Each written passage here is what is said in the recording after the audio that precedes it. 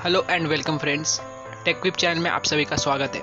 आज इस वीडियो में हम बात करेंगे कि किस तरह आप एक वाईफाई एक्सटेंडर बना के आप अपने घर में वाईफाई कवरेज का जो इशू होता है उसको आप कैसे मिनिमाइज़ करेंगे।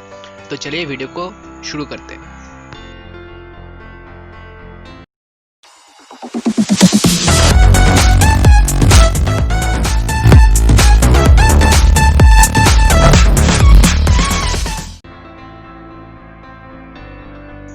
तो सबसे पहले बात कर लेते हैं कि वाईफाई एक्सटेंडर क्या है और क्या ये आपको सच में ज़रूरत है। तो आज 2020 में जो है लगभग हर किसी के घर में जो एक ब्रॉडबैंड कनेक्शन होता है और इस ब्रॉडबैंड कनेक्शन के लिए एक वाईफाई राउटर भी होता है ताकि आप अपने इंटरनेट को वायरलेसली अपने सारे डिवाइसेस में एज वाईफाई यूज़ कर पाए। तो जैसे कि आपको दिख रहा है इस रूम में जो है 4 कमरे हैं और राउटर जो है यानी कि वाईफाई राउटर जो है वो लिविंग रूम में रखा हुआ है। और अगर हम उस रूम में कोई भी एक लैपटॉप या फिर कोई वायरलेस डिवाइस को यूज़ करते हैं तो जैसे कि आपको वीडियो में दिख रहा होगा कि नेटवर्क का जो सिग्नल स्ट्रेंथ है वो फुल पकड़ रहा है। हाँ, ये तो जाहिर सी बात है क्योंकि राउटर जो है बिल्कुल सामने ही है डिवाइस के। वहीं पे अगर हम लोग डिवाइस को जो है ऊपर वाले कमरे में लेके जाते हैं तो आपको दिख रहा होगा कि सिग्नल स्ट्रेंथ जो है थोड़ा बहुत कम हो रहा है। ये क्यों हो रहा है? क्योंकि वाईफाई सिग्नल के रास्ते में जो है बहुत सारे ऑब्स्टेकल्स आते हैं। सिमिलरली किचन रूम में सिग्नल और भी घटते हुए आपको नज़र आता है क्योंकि यहाँ पे आपको और भी सिग्नल कवरेज से दूर जो है आपका डिवाइस चला गया है और काफ़ी सारे और भी ऑब्स्टेकल्स जो है इस बीच में आ रहा है। वहीं पे अगर हम डिवाइस को जो है बेडरूम यानी कि ऊपर वाले रूम में लेके जाते हैं तो आपको दिख रहा होगा कि डिवाइस जो है सिग्नल कवरेज के बिल्कुल बाहर चला गया है और सिग्नल जो है बिल्कुल ना के बराबर आ रहा है। तो इस प्रॉब्लम को सॉल्व करने के लिए हम लोग एक वाईफाई एक्सटेंडर बनाएंगे एक नॉर्मल वाईफाई राउटर से।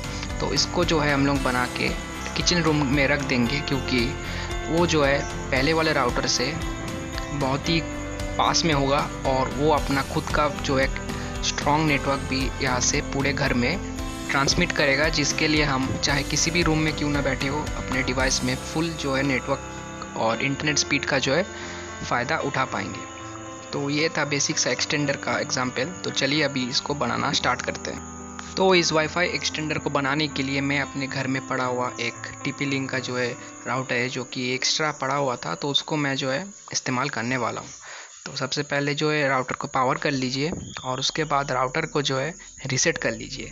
अगर आप रीसेट करना नहीं जानते हैं तो आप सिंपली WDS पुश बटन को जो है 10 सेकेंड के लिए प्रेस करके रखिए तो सारा लाइट जो है इसमें ब्लिंक होना चालू हो जाएगा, जैसे कि मैं यहाँ पे प्रेस करके रखा हूँ।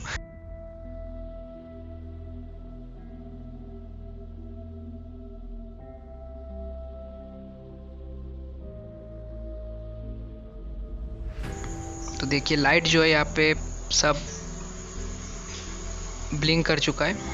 हाँ, तो ये राउटर जो रीसेट हो चुका है। तो रीसेट करने के बाद सिंपली आप अपने कंप्यूटर में चले जाइए और वहाँ पे जाके जो है आपको कुछ कॉन्फ़िगर करना पड़ेगा। उसके बाद जो है ये एज अ रिपीटर काम करना चालू कर देगा। तो कंप्यूटर में आने के बाद आप जो वाईफाई सेक्शन है उसमें मेरा जो कंप्यूटर है अभी मेरा मेन राउटर से कनेक्टेड है, तो उसको मैं डिस्कनेक्ट कर लेता हूँ। और यहाँ पे नीचे की तरफ जो आपको दिख रहा होगा TP-Link जो मैंने अभी रीसेट किया था वो राउटर का भी जो यहाँ पे शो है। तो यहाँ पे जो पासवर्ड मांगता है तो TP-Link का जो डिफ़ॉल्ट पासवर्ड होता है वो TP-Link के पीछे लिखा होता है। तो आप सिंपली वहाँ से उसको निकाल के टाइप कर दीजिए। टाइप कर लेने के बाद कनेक्ट कर लीजिए।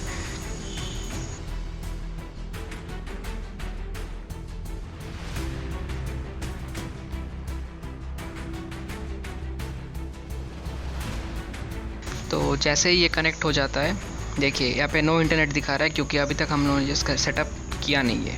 सिंपली ब्राउज़र खोल लीजिए और यहाँ पे जो है आपका TP-Link का जो राउटर है उसका डिफ़ॉल्ट IP लिख दीजिए जिसके थ्रू कि आप उसके सेटअप में घुसते हो।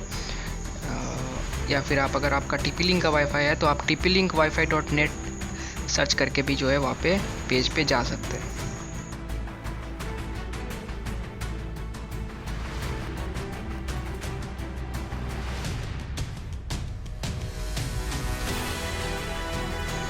देखिए यहाँ पे जो है लॉगिन मांगना चालू हो चुका है, तो लॉगिन डिटेल्स हम लोग दे देते हैं और फिर यहाँ पे जो है आपका जो है TP-Link का सेटअप पेज जो है यहाँ पे खुल चुका है। साइड में जो डैशबोर्ड है उसमें आप जाइए अपने वायरलेस में, और वायरलेस सेटिंग जो पहले खुलता है उसमें जो है आप TP-Link जो डिफ़ॉल्ट SSID है उसको आप हटा के अपना डिज़ायर्ड नेम दे दीजिए। यहाँ पे हम लोग दे रहे हैं ग्रे निंजा रिपीटर।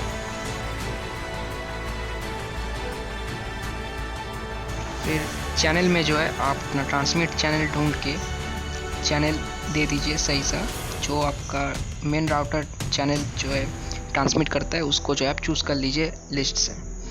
उसके बाद आप इनेबल WDC पे क्लिक कर दीजिए और यहाँ पे नीचे सर्वे वाले बटन में जो है प्रेस कर दीजिए।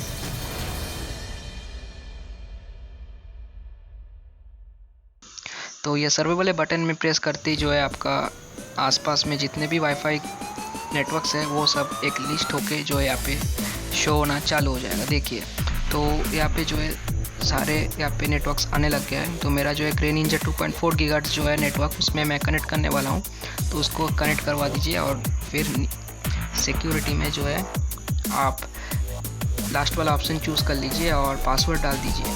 तो पासवर्ड कौन सा डालेंगे कि आपका जो राउटर में ये राउटर कनेक्ट होने वाला है, यानी कि ग्रे निंजा 2.4 गीगाहर्ट्ज़ वाला जो नेटवर्क में कनेक्ट होने वाला है ये राउटर, तो आप उस 2.4 गीगाहर्ट्ज़ वाले नेटवर्क का जो पासवर्ड है वो आप इसमें डालेंगे। तो डाल दीजिए। तो पासवर्ड जो मैंने डाल दिया यहाँ पे, फिर सेव कर दीजिए। सेव करने के बाद आप चले जाइए वायरलेस सिक्योरिटी में और फिर आपका जो डिफ़ॉल्ट पासवर्ड है उसको आप हटा के अपना कोई पासवर्ड डाल दीजिए।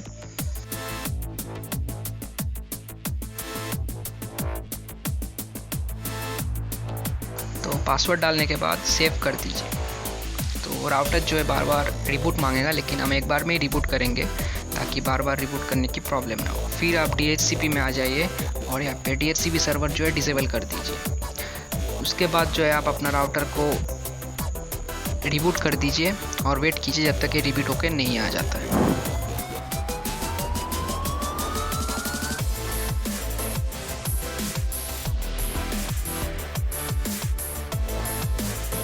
तो देखिए हमारा राउटर जो है यहाँ पे रिबूट हो चुका है और अभी नीचे की तरफ अगर आपको दिख रहा होगा नया SSID जो हमने सेट किया था वो यहाँ पे शो होना चालू हो चुका है। तो हम अभी नया इस पासवर्ड डाल के जो है इसको फिर से कनेक्ट कर लेंगे और चेक करेंगे कि इसमें जो है इंटरनेट सर्विस चालू हुआ है कि नहीं।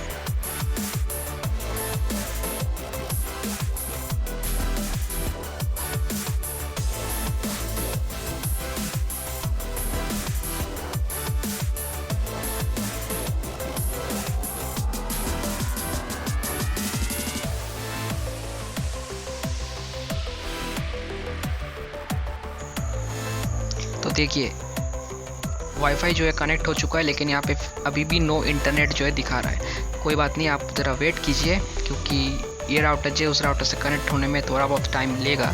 तो वेट कीजिए जब तक कुछ हो नहीं जाता।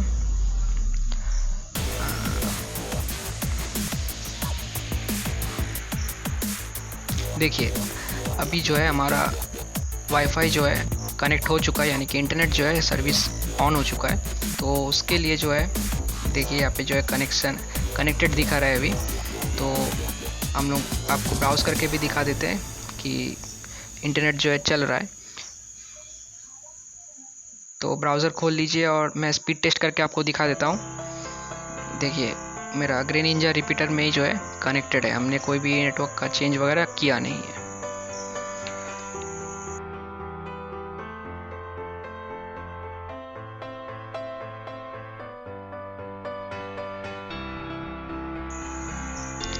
तो देखिए यहाँ पे जो इंटरनेट जो है ब्राउज़ हो रहा है और यहाँ पे जो स्पीड ओकला जो स्पीड टेस्ट है उसका पेज जो यहाँ पे ओपन हो रहा है। और मैं आपको फिर से दिखा देता हूँ कि वाईफाई जो हमने अभी भी ग्रे निंजा रिपीटर के साथ ही कनेक्टेड किया हुआ है और स्पीड टेस्ट कर लेते हैं। तो मेरा जो यहाँ पे स्पीड आता है वो है 25 Mbps का। हमारा 25 Mbps का जो प्लान है।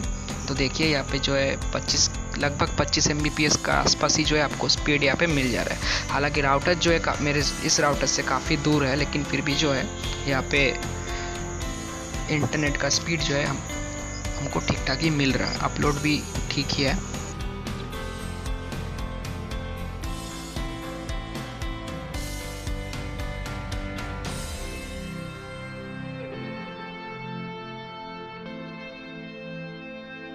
तो जैसे कि आपको दिख रहा है यहाँ पे इंटरनेट जो है स्पीड टेस्ट होकर आ चुका है और आपको अंदाज़ा लग गया होगा कि इंटरनेट जो है बिल्कुल सही से चल रहा है। तो गाइस इसी तरह जो है आप अपने किसी भी एक एक्स्ट्रा राउटर या फिर अगर आपको एक एक्सटेंडर की सच में ज़रूरत है तो आप इस तरह जो है उसको बना पाएंगे और अपने रेंज और कवरेज के प्रॉब्लम को भी जो है यहाँ से हटा पाएंगे। तो that's all for today's guys, thank you.